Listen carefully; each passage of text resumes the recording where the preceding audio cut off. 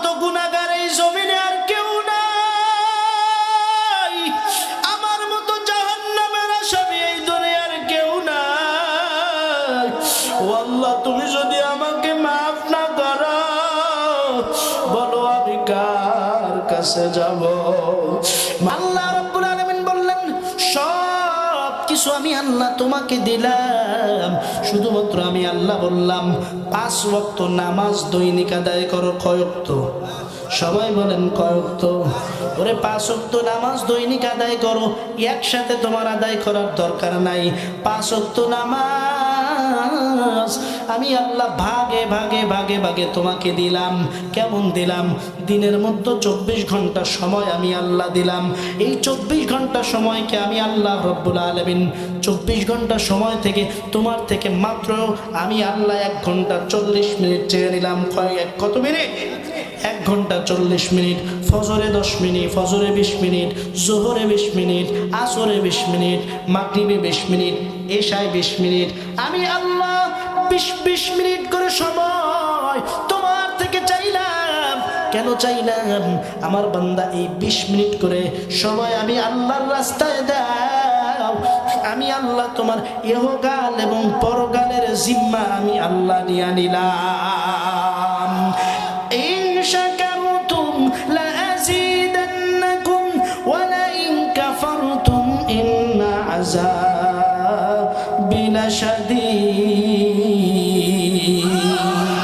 আল্লাহ বলেন, যেই বান্দা আমি আল্লাহর নিয়ামতের শুকরিয়া আদায় করবে, যেই বান্দা আমি আল্লাহর যতগুলো নিয়ামত দান করলাম এই নিয়ামতগুলোর শুকরিয়া আদায় করবে, আমি আল্লাহ আমার এই বান্দাদের নিয়ামতগুলো বাড়ায় দিব।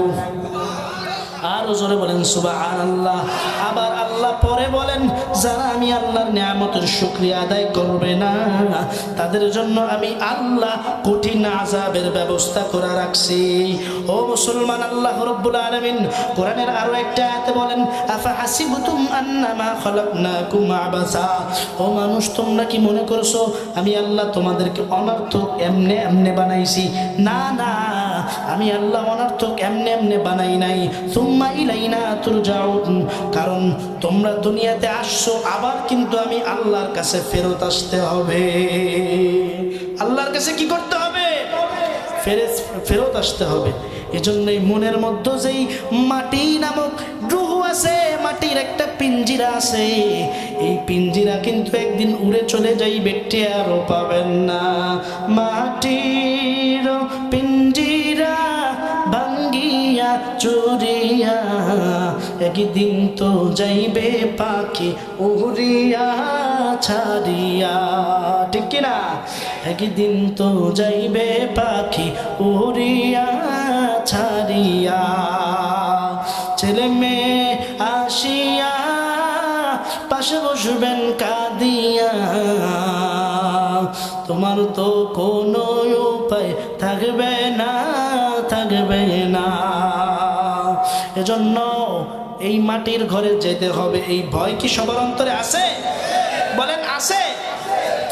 এইবার আমি যদি প্রশ্ন করি, ভাই কবরে যাইতে হবে, মিজানে যাইতে হবে, কবরের আযাব সহ্য করতে হবে, সব কিছু মানেন? কথা এই পাশের লোক মনে হয় মানে না। সব কিছু মানেন? মানেন?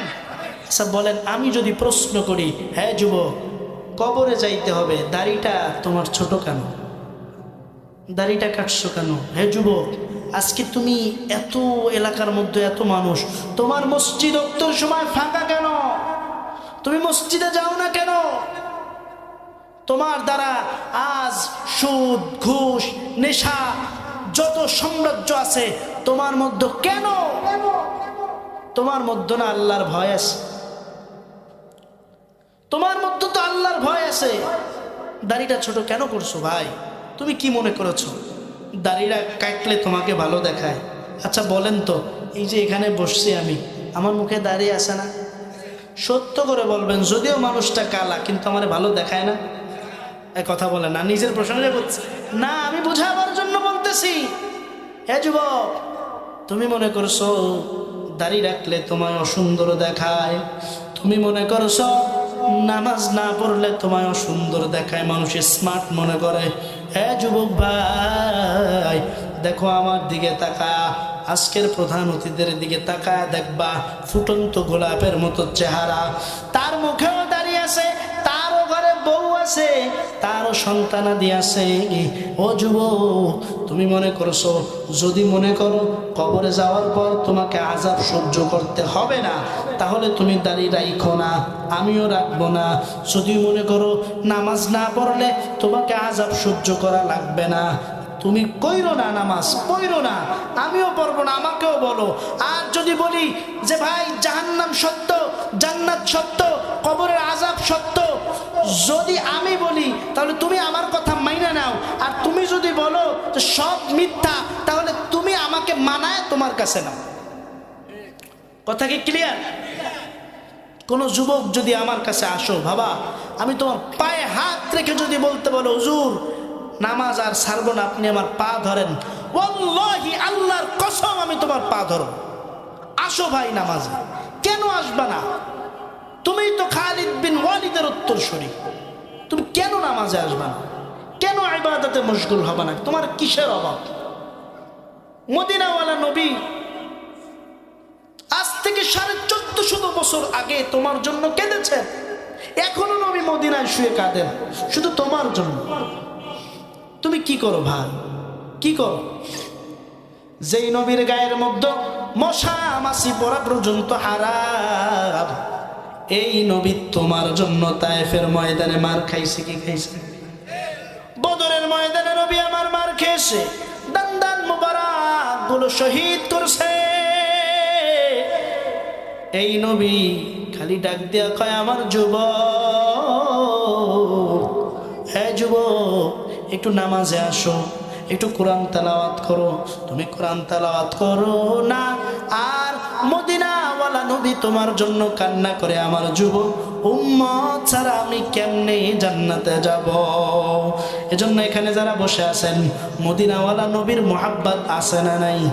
চিৎকার মেরে বলেন আছে না নাই? এখানে অনেক, আপনারা এখানে মদিনায় কেউ হজ করতে গেছেন, কেউ আছেন? কেউ নাই?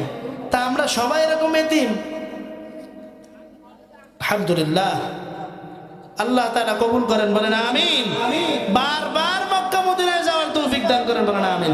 আর আমরা যারা যাই নাই, আমরা একটু আসেন না, একটু সাথে সাথে গাই, মদিনা যাইতে পারলাম না, মদিনা দেখতে পারলাম না, মদিনা যাইতে পারলাম না, মদিনা দেখতে পারলাম না।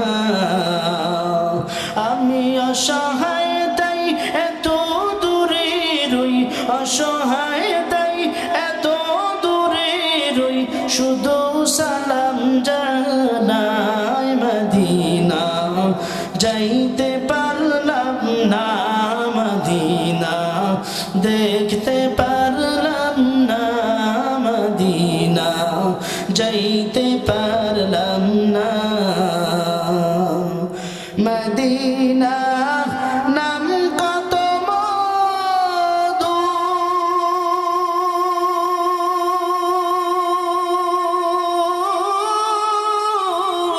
মদিনা আর যে কত দূর, মদিনা নাম কত মধু,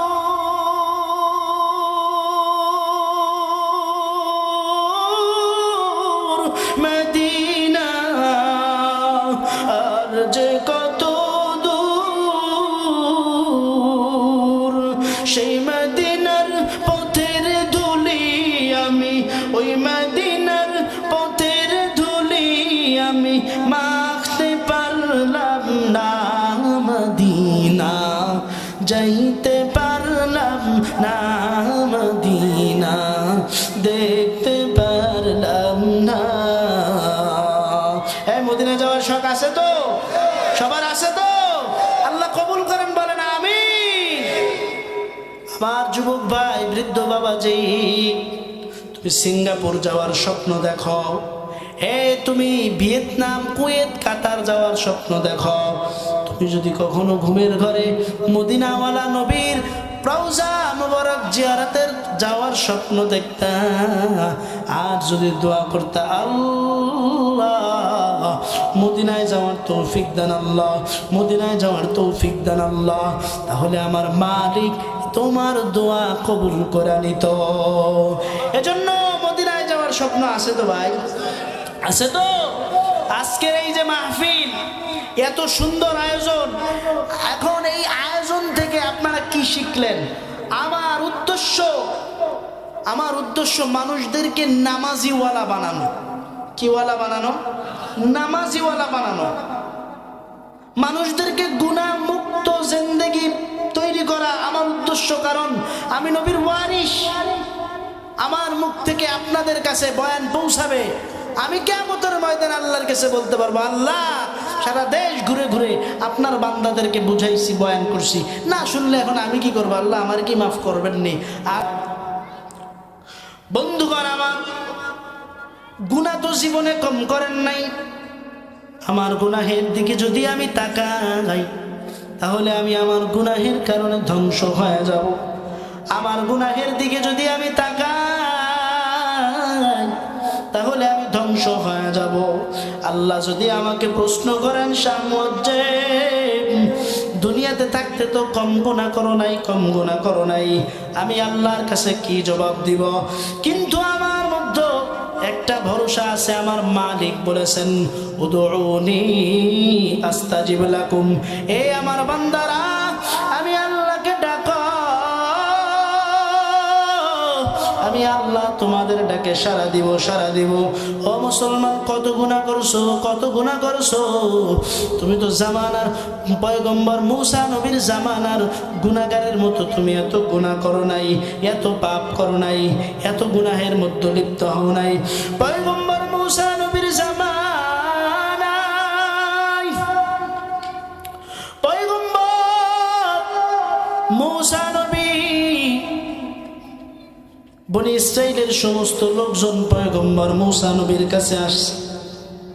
এসে ডাক দিয়া কয়, পয়গম্বর দীর্ঘদিন যাব জমিনের মধ্যে বৃষ্টি নাই, অনাবৃষ্টি হয়ে আছে। ও পয়গম্বর, আল্লাহর কাছে একটু দোয়া করেন, আল্লাহ যেন আজকে একটু বৃষ্টির ব্যবস্থা করে দেয়। আল্লাহ রাব্বুল আলামিন যেন বৃষ্টির ব্যবস্থা করে। ঘরের মধ্যে খানা নাই, ঘরের মধ্যে পানিও নাই, মানুষগুলো হাহাকার হাহাকার করে মরতেছে। আল্লাহর কাছে দোয়া করেন। পয়গম্বর আল্লাহর কাছে হাতটা তুলে দিলেন, দয়ার মালিক, জমিনের মধ্যে অনাবৃষ্টি, কোনো বৃষ্টি নাই, ফসল আদি নাই, ও আল্লাহ আপনি একটু বৃষ্টির ব্যবস্থা করে দেন। আল্লাহ রাব্বুল আলামিন পয়গম্বরের দোয়ার কোনো জবাব দেয় না। আবার সমস্ত মানুষদেরকে নিয়ে পয়গম্বর দোয়ার আয়োজন করলেন। সবাই নামাজ আদায় করিয়া, সবাই নামাজ আদায় করে আল্লাহর কাছে দোয়া করতেছে, আল্লাহ জমিনের মধ্যে একটু বৃষ্টির ব্যবস্থা করে দেন।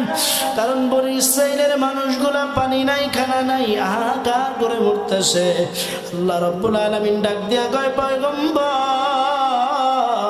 জমিনের মধ্যে বৃষ্টি না হওয়ার কারণ, এই জমিনের মধ্যে এমন একজন গুনাহগার আছে, এই গুনাহগার 40 বছর যাবত আমি আল্লাহর নাফরমানি করছে, আমি আল্লাহর গুনাহের কাজের মধ্যে লিপ্ত হয়েছে, আমি আল্লাহ এমন রাগান্বিত হয়েছি, আমি জমিনের মধ্যে বৃষ্টি দেই না। ও পয়গম্বর, তুমি এই মানুষদের মধ্যে বলে দাও, যারা এই মানুষদের মধ্যে যে গুনাহগার ব্যক্তি আছে, সে যেন এই মজলিস থেকে উঠে যায়। সে যদি মসজিদ থেকে না উঠে, আমি আল্লাহ জমিনের মধ্যে বৃষ্টি নাজিল করব না। আপনারা জানেন পয়গম্বর মুসা নবী ছিল রাগী নবী। পয়গম্বর ডাক দিয়া কয়, কে আসো এমন এই মজলিসের মধ্যে, কে আসো গুনাহগার ব্যক্তি এই মজলিসের মধ্যে আসো, উঠে পড়ো। আমি পয়গম্বর যদি বেছে বেছে তোমাকে উঠাই, তাহলে তুমি কিন্তু নিস্তার পাবা না। ওই যে গুনাহগার ব্যক্তি, একমাত্র অয় জানে আর আল্লাহ জানে যে ও গুনাহগার। চক্ষু দুইটা বন্ধ করে আল্লাহকে ডাক দিয়া কয়, দয়ার মালিক,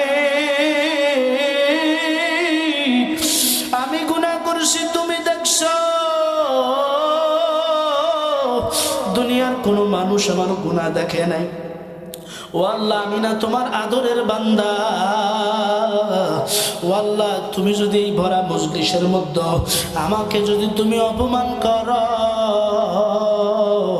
আমাকে যদি তুমি শাস্তি দাও, পয়গম্বর মুসার সামনে যদি আমাকে উঠাও, ও আল্লাহ, হাজার হাজার মানুষের সামনে আমি অপমানিত হব, হাজার হাজার মানুষের সামনে আমি লাঞ্ছিত বঞ্চিত হব। ও আল্লাহ, গুনাহ যা করছি আর করব না, মেহেরবানি করে তুমি আমাকে মাফ করে দাও। আল্লাহ রাব্বুল আলামিন গুনাহগার ব্যক্তির দোয়া সাথে সাথে কবুল করে নিছি। আল্লাহ রাব্বুল আলামিন হঠাৎ করে জমিনের মধ্যে বৃষ্টি নাজিল করে দিছে, এমন মুষলধারে বৃষ্টি। পয়গম্বর মুসা নবী আল্লাহর কাছে বললেন, দয়ার মালিক, কিছুক্ষণ আগে না বলেছিলেন বৃষ্টি দিবেন না, কিন্তু এই মজলিস থেকে তো কেউ উঠলো না, আপনি কেন বৃষ্টি দিলেন? পয়গম্বর মুসা নবীকে আমার আল্লাহ ডাক দিয়া কয়, পয়গম্বর, সেই বান্দার কারণে আমি বৃষ্টি দেই নাই, ওই ব্যক্তির কারণেই আমি আল্লাহ বৃষ্টি দিলাম। পয়গম্বর মুসা নবী আল্লাহর কাছে বললেন, দয়ার মালিক, ওই ব্যক্তিকে আপনি কি আমাকে একটু দেখাবেননি? আল্লাহ ডাক দিয়া কয়, পয়গম্বর, 40 বছর যাবত ওই ব্যক্তি নাফরমানি করছে, গুনাহ করছে, কোনোদিন আমি আল্লাহ দেখাই নাই, কোনোদিন তাকে সামনে আনি নাই। আজকে যখন আমার বান্দা আমি আল্লাহর কাছে খাঁটি তওবা করলো, ও পয়গম্বর, বলো বলো বলো, কেমনে আমি তোমার সামনে আমার বান্দাকে দেখাবো?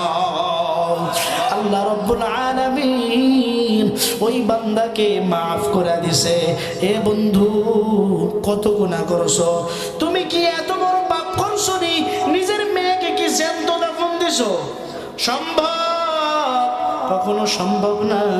কিন্তু নবীর একজন সাহাবী, যার নাম দাহিয়াতুল কালবি, দাহিয়াতুল কালবি নবীর সামনে এসেছে, ও নবী, আমাকে একটু আপনি কালেমা পড়ে মুসলমান বানায় দেন। নবীজি সাল্লাল্লাহু আলাইহি ওয়াসাল্লাম দাহিয়াতুল কালবিকে হাতের মধ্যে হাতটা নিয়ে মুসলমান বানায় দিছে। কিন্তু দাহিয়াতুল কালবি প্রশ্ন করলেন, নবী আমার, আমি যে মুসলমান হইলাম, আমার জীবনের কি সব গুনাহ মাফ? নবী বললেন, হ্যাঁ, তোমার জীবনের সব গুনাহ মাফ। যতবার নবী আমার বলে সব গুনাহ তোমার মাফ, ততবার দাহিয়াতুল কালবি এমন জোরে কান্না করে, কান্না দেখে নবী আমার ডাক দিয়া কয়, দাহিয়া, তুমি কেন কান্না করতেছ? তুমি কেন কান্না করতেছ? দাহিয়াতুল কালবি ডাক দিয়া কয়, নবী, আমি কান্না করতেছি কারণ আমি মুসলমান হয়েছি, আল্লাহ আমার সব গুনাহ মাফ করে দিছে, কিন্তু আমার আল্লাহ মনে হয় আমার একটা গুনাহ মাফ করে নাই। নবী ডাক দিয়া কয়, দাহিয়াতুল কালবি, কি গুনাহ আল্লাহ তোমার মাফ করে নাই? দাহিয়াতুল কালবি ডাক দিয়া কয়, নবী আমার, যখন আমি বেদুইন ছিলাম, কাফের ছিলাম, আমি বিবাহ বন্ধনে আবদ্ধ হয়েছি, আমার স্ত্রী যখন 5 মাসের গর্ভবতী, তখন আমি তাকে বলে গিয়েছি, যদি ছেলে সন্তান হয় রেখে দিবা, আর যদি মেয়ে সন্তান হয় জিন্দা দাফন করবা। বলেন নাউজুবিল্লাহ। যদি মেয়ে সন্তান হয় জিন্দা দাফন করে দিবা। ও নবী, আমি সফরে চলে গেছি, অনেক দূর সফরে চলে গেছি। নবী আমার ডাক দিয়া কয়, তারপর বলে, কিছুদিন পর, 5 মাস পর আমার একটা মেয়ে সন্তান আল্লাহ দান করেছে। আমার স্ত্রী মেয়েটাকে লালন করতেছে, পালন করতেছে, লালন করতেছে, বড় করতেছে। প্রায় 3 বছর, 4 বছর, 5 বছর পর আমি বাড়িতে আসলাম, এসে দেখি চাঁদের মতো ফুটফুটে একটা কন্যা আমাকে আব্বু বলে জড়ায় ধরেছে। বলেন না সুবহানাল্লাহ। ফুটফুটে চেহারা তার, এত সুন্দর চেহারা, ওর চেহারার কারণে ওর মা ওর নাম রেখেছে জামিলা, সুন্দরী। বলেন না সুবহানাল্লাহ। এত সুন্দর চেহারা, আমার মেয়েটা আমাকে এসে জড়ায় ধরছে। মেয়েটার দিকে তাকায়া আমার স্ত্রীকে বললাম, স্ত্রী রে, এইটা কার মেয়ে? স্ত্রী ডাক দিয়া কয়, এটা আমার মেয়ে। আমি স্ত্রীর দিকে তাকায় রাগান্বিত হয়ে গেলাম। রাগান্বিত হয়ে ঘটনা সংক্ষেপ করলাম। রাগান্বিত হয়ে আমি আমার স্ত্রীকে বললাম, স্ত্রী রে, ঠিক আছে, সমস্যা নাই, আমার মেয়ে যেহেতু আমারই মানুষ করতে হবে, আমারই লালন করতে হবে। স্ত্রীকে ডাক দিয়া কয়, আমি আমার মেয়েকে মেনে নিলাম। এই কথা বলার পর স্ত্রীকে বলে, স্ত্রী, আমি আমার মেয়েকে নিয়ে একটু বেড়াইতে যাব, একটু আমার সাথে দিবানি। স্ত্রীর কাছ থেকে মেয়েটাকে সাজায়া গুছায়া, স্ত্রীকে কাছ থেকে সাজাইয়া গুছাইয়া মেয়েটাকে নিয়ে রওনা করছে। রওনা করার পর কিছু দূর যাইয়া একটা গর্ত খুঁজতেছে। বাচ্চা মেয়ে, 5 বছরের মেয়ে, ডাক দিয়ে আব্বুকে বলে, আব্বু তুমি কেন গর্ত খুঁজতেছ? বলে, একটা কাজ আছে। কিছু সময় পর হুজুর আমার মুখের মধ্যে বালুগুলা পড়তেছে, হুজুর আমার মুখের মধ্যে ধুলা বালুগুলা পড়তেছে।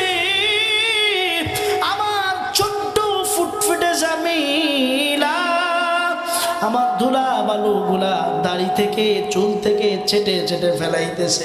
কিছুক্ষণ পর গর্ত যখন খোলা শেষ, আমি আমার জামিলাকে ধরে গর্তের মধ্যে চেটে ফেলে দিয়েছি।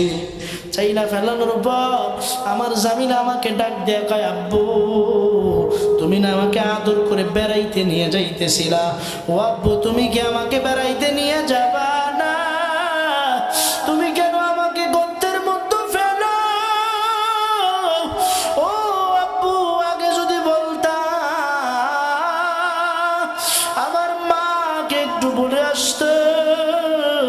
আব্বু, তুমি কেন আমাকে বললা না? তুমি তো আমাকে মারার জন্য নিয়ে আসছো। ও আব্বু, আমাকে আজকের মতো ছেড়ে দাও। জীবনে কোনোদিন তোমাকে আব্বু বলে ডাকবো না, জীবনে কোনোদিন তোমার কাছেও যাব না, আব্বু বলবো না। জামিলা করুন আকুতি আর মিনতি করতেছে, আব্বু আমাকে মেরো না। হুজুর, আমি কোনো কথাই শুনলাম না, কোনো কথাই শুনলাম না।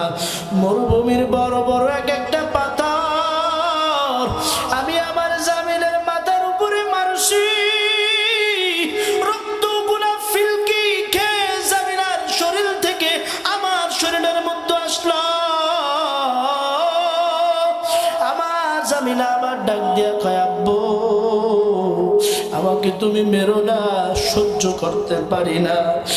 যুবক, আমার বৃদ্ধ বাবাজি, একটু চিন্তা করেন, যদি আপনার সন্তান হতো আপনি কিরকম পারতেননি? এরকম কোন নিষ্ঠুর বাবা আছে নাকি? হুজুর, আমি আমার জামিলা এত আকুতি আর মিনতি করার পর আমি শুনি নাই, আমি দাহিয়াতুল কালবি নিষ্ঠুর পাষাণ, আমি আমার জামিলাকে জিন্দা দাফন দিয়ে আসলাম। হুজুর, আমি মুসলমান হয়েছি, আমার আল্লাহ কি আমাকে এই গুনাহ ক্ষমা করবেনি? হুজুর ডাক দিয়া কয়, দাহিয়াতুল কালবি, আমার আল্লাহ তোমাকে এই গুনাহ ক্ষমা করছে, কিন্তু শর্ত, জীবনে যতদিন বেঁচে থাকবা আমি নবীর সামনে যেন তোমাকে না দেখি। এ যুবক, তুমি তো দাহিয়াতুল কালবির থেকে বড় গুনাহ করো নাই। এ যুবক ভাই, তুমি তো এত বড় পাপী, নিকৃষ্ট পাপী হয়ে যাও নাই। তোমার তওবা করতে বাধা কোথায়? তওবা করতে নিষেধ কোথায়? তওবা কেন করবা না? হযরতে হাসান বসরি রাদিয়াল্লাহু তাআলা আনহুর কাছে একজন মহিলা গেলেন, গিয়ে বললেন, ও হাসান বসরি, আমি আপনার কাছে মুরিদ হতে চাই, কারণ আমার স্বামী মারা গেছে, আমি আর দ্বিতীয় বিবাহ করি নাই, আমার একটা সন্তান আছে, এই সন্তানটা ছোট, আমি আলেম বানাইতে চাই। ডাক দিয়া কয়, ঠিক আছে, পর্দার আড়াল থেকে তোমাকে মুরিদ। মা, ভালো করে শোনো, কত গুনাহ করছো, কত গুনাহ করছো। তুমি তো দাহিয়াতুল কালবির থেকে গুনাহ করো নাই। হাসান বসরি বসরি রাদিয়াল্লাহু তাআলা আনহুর কাছে ওই মহিলা এসে ডাক দিয়া কয়, আমাকে মুরিদ বানায় দেন। মুরিদ বানায় দিল। মুরিদ বানায় যে আমলগুলা দিল সেই আমলগুলা করতেছে করতেছে করতেছে। কিছুদিন পর 15-20 বছর পর ওই মহিলার যে সন্তানটা ছিল ওই সন্তানটা কঠিন একটা রোগে পড়লো, অসুস্থ হয়ে গেল। হাসান বসরির কাছে গিয়া কয়, ও আমার শায়েখ, ও আমার মুর্শিদ, আমার একটা সন্তান ছিল, আপনি জানেন এই সন্তানটা অসুস্থ, মনে হয় বাঁচবে না। আমার সন্তান যদি মারা যায় আপনি গিয়ে আমার সন্তানের জানাজাটা পড়ায় দিবেন। হাসান বসরি ডাক দিয়া কয়, তোমার সন্তান কি নামাজ আদায় করে? তোমার সন্তানের মুখে কি দাঁড়িয়ে আছে? বলে, না, আমার সন্তান নামাজও পড়ে না, ভালো পথে চালাইতেও পারি নাই, আমার সন্তান মদ গাঁজা জুয়ার মধ্যে লিপ্ত আছে। হাসান বসরি ডাক দিয়া কয়, তোমার সন্তানের জানাজা আমি হাসান বসরি পড়াইতে পারবো না, যাও যাও যাও যাও, তুমি চলে যাও। বাসায় গিয়া সন্তানের সামনে মা কান্না করে। মা কান্না করে করে বলে, সন্তান, আমার শায়েখ আমার মুর্শিদ বলছে তুমি যদি মারা যাও তোমার জানাজা আমার শায়েখ মুর্শিদ পড়াইতে পারবে না। সন্তান ডাক দিয়ে কয়, মা কেন? বলে, ও সন্তান, যতদিন দুনিয়াতে সুস্থ ছিলা বাজে আড্ডা দিছো, গুনাহের কাজ করছো, এজন্য এখন মৃত্যুর সময় ভালো কোনো আল্লাহওয়ালা তোমার জানাজার নামাজ পড়াবে না, তুমি পাপী। কিন্তু আমার আল্লাহ কয়, কোনো বান্দা যদি আমি আল্লাহর কাছে তওবা করে আমি আল্লাহ আমার বান্দার গুনাহগুলো মাফ করে দেয়। বলেন সুবহানাল্লাহ। এ বান্দা, কত গুনাহ করছো, কত গুনাহ করছো। ওই মহিলা সন্তানকে ঘরের মধ্যে ঢুকায়া নিজেও ঘুম পড়ছে, সন্তানও ঘুমায় গেছে, ঘুমের ঘরে সন্তান মারা গেছে।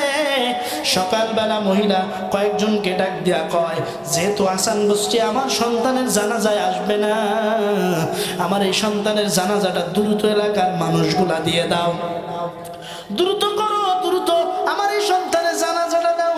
সবাই যখন জানাজার প্রস্তুতি নিছে,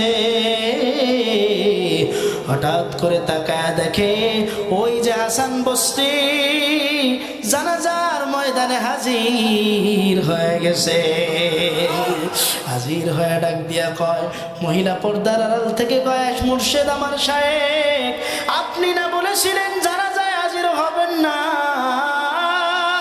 কিন্তু আপনি কেন জানাজায় আসলেন? ওই হাসান বসরি রাদিয়াল্লাহু তাআলা আনহু ডাক দিয়া কয়, ও মহিলা, গতকালকে রাত্রে বেলা তোমার সন্তান আল্লাহর কাছে এমন তওবা করেছে, আমার মালিকের কুদরতি অন্তরে জোশ খেলে গেছে। গতকাল রাত্রে মদিনাওয়ালা নবী আমাকে স্বপ্ন দেখায়, রে হাসান, আমার বান্দা মারা গেছে,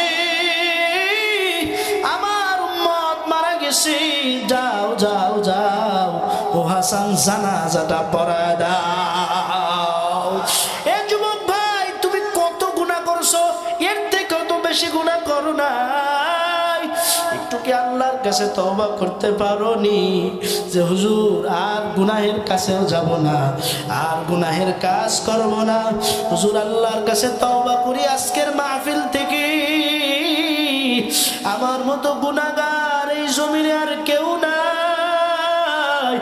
চক্ষুটারে একটু নিচে লাগাও, চক্ষুটাকে নিচে করো, আর নিজের গুনাহের কথা একটু স্মরণ করো, আল্লাহকে ডাক দাও, আল্লাহ,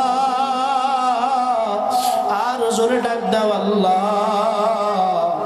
আমার মতো গুনাহগার এই জমিনে আর কেউ নাই, আমার মতো জাহান্নামের আসামি এই দুনিয়ার কেউ নাই। ও আল্লাহ, তুমি যদি আমাকে মাফ না করো, বলো আমি কার কাছে যাব? মাহফিলের ময়দানে আসলাম মালিক তোমাকে পাওয়ার জন্য, কোথায় গেলে আমি তোমাকে পাবো, কোথায় গেলে আমি তোমাকে পাবো? আল্লাহ, আমি কোথাও তো তোমাকে পাইলাম না, আমার দয়ার মাওলা রে,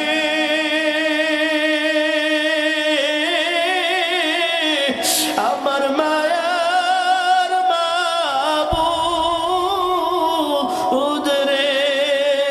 কোথায় গেলে পাইব তোমার ঠিকানা আমার দয়ার মাওলা রে